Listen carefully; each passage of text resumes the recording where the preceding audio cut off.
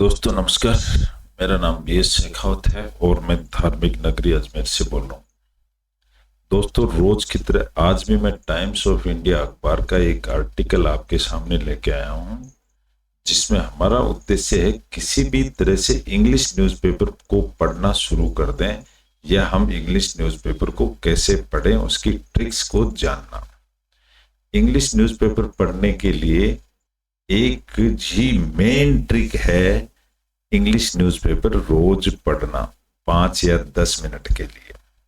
फिर उसको छोड़ना नहीं, लंबे सेंटेंसेस को भी पढ़ना, लेकिन सब्जेक्ट प्लस वर्ब को मिला के। बस इतनी सी थ्योरी है और कहीं डेप्थ में जाने की जरूरत नहीं है। इंग्लिश न्यूज़पेपर को ऐसे ही पढ़ो जैसे हिंदी न्यूज़पेपर को पढ़ते हैं, लेकिन पढ़िए जरूर।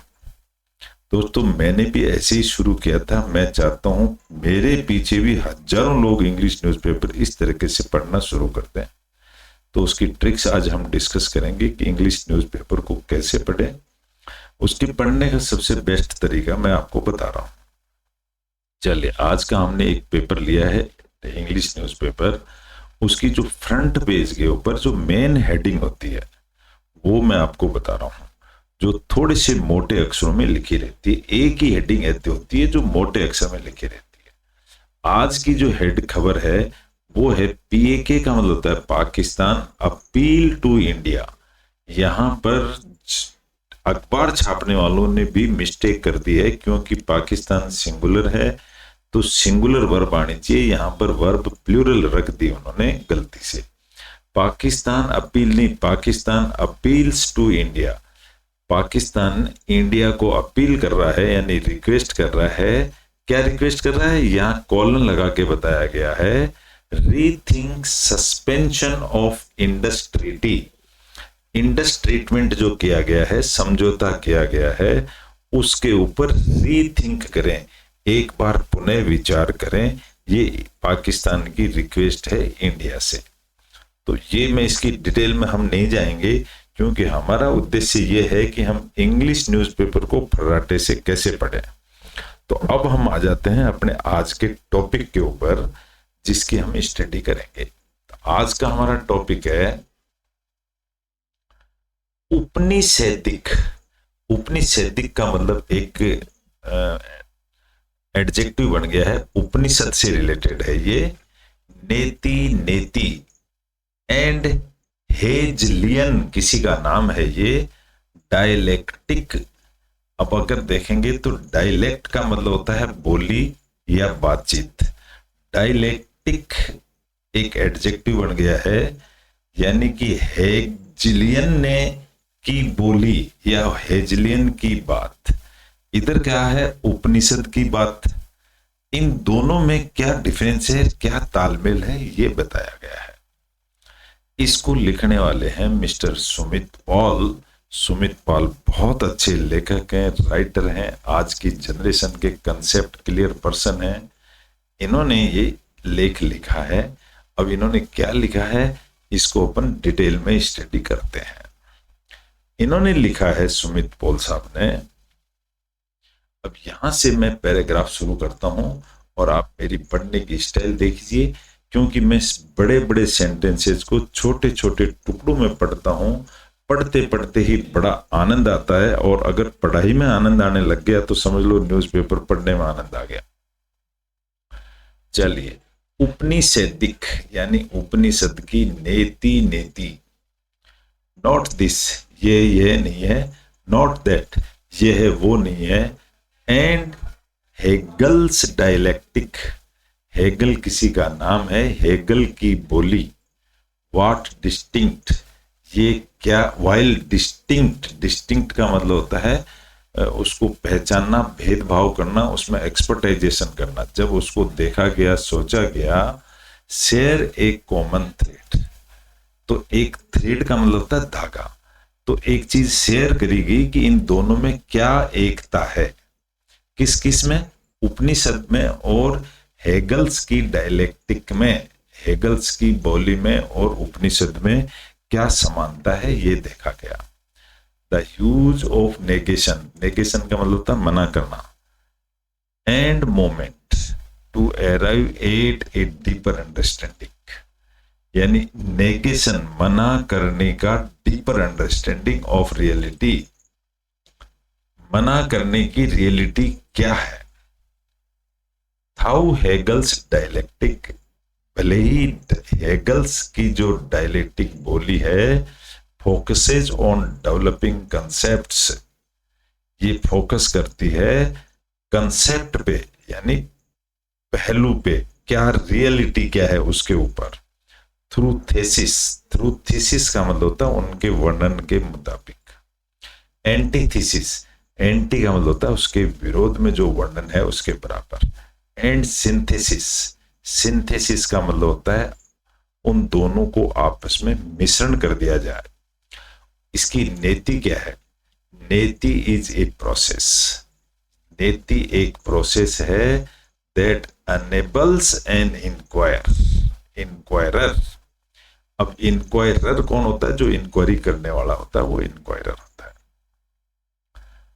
प्रोसेस का मतलब होता है उसमें जो काम किया जाता है उसको प्रोसेस कहते हैं। टू अराइव एट, पहुंचने के लिए, कहां पर? Eight ineffable nature. इनएफेबल का मतलब होता है जिसका वर्णन नहीं किया जा सकता। इनएफेबल, एफेबल है ही नहीं, मतलब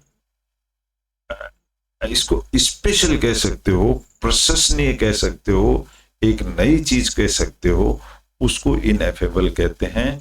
ऑफ ब्रह्मा, ऑफ ब्रह्म, ब्रह्म की खोज में करना और अल्टीमेट रियलिटी को जानना। थोड़ा सा टिपिकल जरूर लग रहा होगा, लेकिन अगर हम छोटे छोटे टुकड़ों में तोड़ के पढ़ेंगे तो हम इसका मीनिंग निकाल पाएंगे। नेक्स्ट पैराग्राफ में है हेगल्स डायलेक्टिक। हेगल की जो बोली है या उसने जो कुछ भी कहा है वो is a method of philosophical inquiry. वो जो तरीका है उनका एक फिलोसॉफिकल, किसको कहते हैं? एक दर्शन शास्त्र की तरह एक नया ज्ञान है। पोस्टिंग्स दैट रियलिटी प्रोग्रेसेस, इसकी पॉजिटिंग, पॉजिटिव का मतलब होता है खास बात। दैट रियलिटी प्रोग्रेसेज, यानी सच्चाई की जो प्रोग्रेस है थ्रू ए डायनेमिक इंटरप्ले, एक डायनेमिक इंटरप्ले के द्वारा ऑफ अपोजिंग फोर्सेज, जो उसके रुकावट डालते हैं उनको कहते हैं अपोजिंग फोर्सेज। ए थीसिस यानी एक बुक, वर्णन। ए प्रोपोजिशन ऑफ आइडिया, और आइडिया, या तो एक प्रोपोजिशन यानी आइडिया हो सकता है या कोई स्थिति को भी प्रोपोजिशन कहते हैं। इट्स एंटीथेसिस, एंटी का मतलब खिलाफ होता है, ये सभी जानते हैं। इसके खिलाफ एक काउंटर प्रोपोजिशन, एक इसके खिलाफ एक काउंटर प्रोपोजिशन और बना देना, या सिंथेसिस, उसके साथ मिलावट कर देना। ए न्यू प्रोपोजिशन, एक नई पोजिशन बना देना। दैट रिकॉन्साइल्स, वो यह बताती है या समझौता कराती है दी टू का, इन दो चीजों का। दो चीजें कौन सी? थीसिस एंड एंटीथीसिस, यानी एक वर्णन करने वाला, एक उसका खिलाफत करने वाला। बृहदारण्यका उपनिषद एम्प्लॉइज, एम्प्लॉइज का मतलब इस उपनिषद में काम में लेते हुए किस चीज को? नेति को। नेति to describe the nature of Brahman. नेति क्या चीज है? ये ब्रह्म को डिस्क्राइब करती है, ब्रह्म को वर्णनात्मक करती है, उसके बारे में बताती है। द अल्टीमेट रियलिटी, कि आखिर अंत में सच्चाई क्या है। While there are dissimilarities, similarity का मतलब होता है एक जैसी, और डिसिमिलरिटी का मतलब भेदभाव, बिटवीन हेगलियन डायलेक्टिक एंड उपनिषदक नेति, इन दोनों में जो फर्क है वो है बोथ सिस्टम्स आर यूनानिमस, दोनों ही एक ही। यूनानिमस का मतलब होता है सबकी, सबका सहमति। दोनों की सहमति एक ही है ऑन वन काउंट, एक काउंट के ऊपर, और वो काउंट क्या है? Rejection of absolutist idea. Absolute होना यानी कि जो अंत में जो बता दिया जाता है उसका अपोजिशन करना। यहां दोस्तों अगर महत्व है तो अपोजिशन को बहुत महत्व दिया गया है। देखिए, nothing can be called the ultimate truth. जो अल्टीमेट ट्रूथ होता है वो नथिंग कैन बी कॉल्ड, वो कुछ भी नहीं हो सकता, कुछ भी नहीं माना जा सकता। यानी कि इंसान ने जितनी आज तक तरक्की करी है उसके आगे भी तरक्की है। बिकॉज, क्योंकि even the so called truth, जो ये जो सच्चाई है, is never the universal truth. जो सच्चाई है वो यूनिवर्सल ट्रूथ, ब्रह्मांड की ट्रूथ नहीं है। ये नेति नेति, ये नेति नेति हो सकता है संस्कृत का वर्ड हो, इसका मतलब कुछ अच्छा अच्छा। व्हाट परपेचुअली इलूड्स, इलूड का मतलब था संकेत करना, परपेचुअल का मतलब अनंत, अंत में क्या संकेत मिलता है हमारे को, इज द अल्टीमेट ट्रूथ। यही कि अल्टीमेट ट्रूथ क्या है? अकॉर्डिंग टू नया शास्त्र, नया शास्त्र, ये कोई नया शास्त्र के अनुसार, there are only subjective truths and relative realities. इसको सब्जेक्टिव ट्रूथ बताया है एंड रिलेटिव रियलिटीज बनाया, यानी कि हम फाइनल पॉइंट पर नहीं पहुंचे। स्पिरिचुअल क्विस्ट, क्विस्ट का मतलब होता है खोज करना। आध्यात्म की जो खोज है मस्ट नेवर स्टॉप, ये कभी रुकने वाली नहीं है। इट शुड गो ऑन, ये चलती रहेगी, एंड ऑन, और चलती रहेगी। तुझे पा लेने में वो बाताब कफायत कहां, जिंदगी वो है जो तेरी जस्तजू में कट जाए।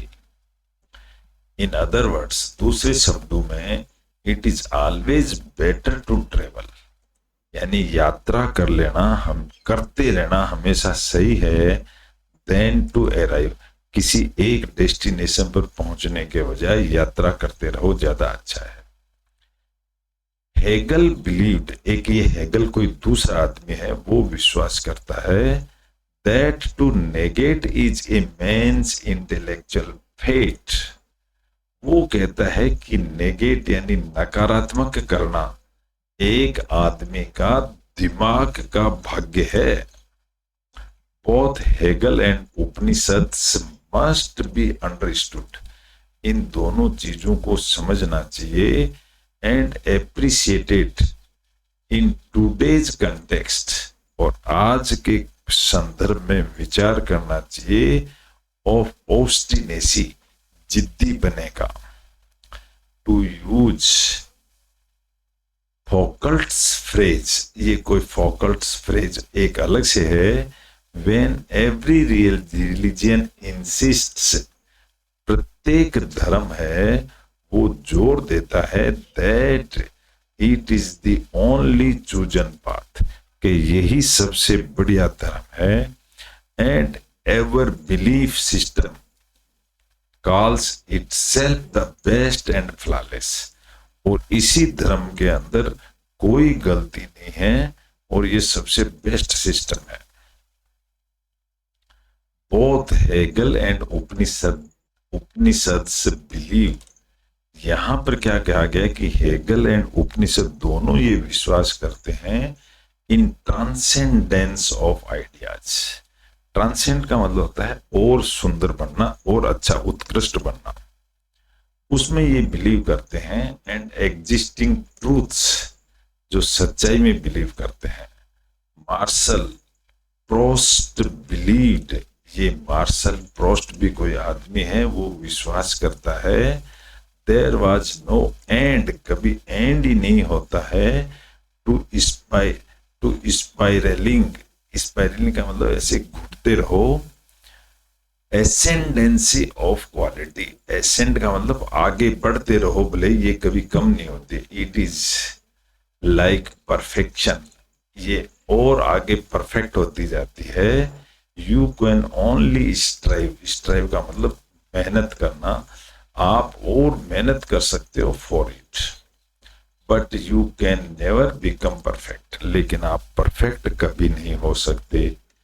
वन, एक आदमी therefore needs to keep improving and evolving, improve भी करते रहो और डेवलपमेंट भी करते रहो टिल द लास्ट ब्रीथ, आखिरी सांस तक। To be an absolutist is, अंत के अंदर, टू क्लोज ऑल डोर्स, जब सारे दरवाजे बंद होते हैं, टू ट्रूथ, तो सच्चाई मिलती है। Religions and their moral codes, जो धार्मिक और जो उनके मॉरल के जो कोड्स हैं, are periodic and alter and relative truths, वो समयकालीन होते हैं और वो एक दूसरे से रिलेट करते रहते हैं। सो इसलिए व्हेन वी इंसिस्ट, यानी जब हम जोर देते हैं, दैट व्हाट वी नो, हम क्या जानते हैं, इज द एब्सोल्यूट ट्रूथ, हम उसी को एब्सोल्यूट ट्रूथ मानते हैं। इट ब्लॉक्स फर्दर इंक्वायरी, ये आगे की इंक्वायरी होने में रुकावट डालती है, ब्लॉक कर देती है, एंड एक्सप्लोरेशंस को ब्लॉक कर देती है into the nature of reality, सच्चाई जानने में, and different ways people experience ultimate reality, जबकि आदमी लोग दूसरे कई तरीकों से रियलिटी जानने की कोशिश करते हैं। एज वेल लिफ्ट, वेल्स का मतलब होता है घूंघट, जैसे ही घूंघट को उठाया जाता है, मोर प्रोफाउंड मिस्ट्रीज, मिस्ट्रीज यानी रहस्य,